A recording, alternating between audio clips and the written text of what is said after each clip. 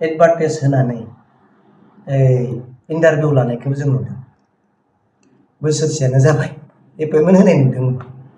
आं बे टेट मास्टार आरो आसामनि जायफोर एपइन्टमेन्ट जानो थाखाय बिटिसिनो प्रमद बर' बिथांनो अथरिटि हरबाय बिनि खोथाखौ बुङाखै। बिटिसिआव थानाय थार्ड ग्रेड फर्थनि खोथाखौ आं बुंगोन। दासिमबो 1929 पस्ट दासिमबो दङ। दिनैनि तारिखहालागै दं। 4 बोसोर बारलांबाय, 5 बोसोर जानो आरो 20 दिन बाखि। दासिमबो पस्टखौ मानो होआखै? बिनि दायनिगिरिया सोर?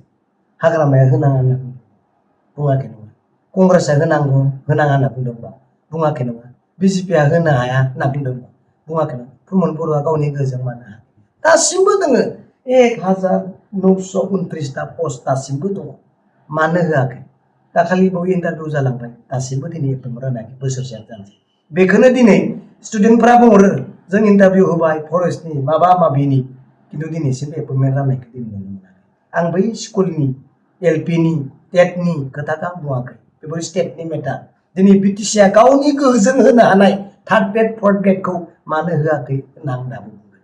होदोंबा लाबोलाय दिनै सोरखौ होदों नाय दिन्थिनो। बे पस्टआ मानो दाबो दं? मब्ला होगोन?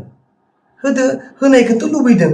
बे 1929 पस्टआ मानो सारि बोसोर मानो थाखो? मानो होआखैसो? मा कारनाव होआखैसो? बेखौ रायजोनो बुंनानै होदो, फरायसा आफादफोरनो बुंनानै होदो, स्टुडेन्टफोरनो बुंनानै होदो जे मानो होनो हायाखैसो, कारनखौ खिन्थानानै होदो। मानो सारि बोसोर थाबोखो?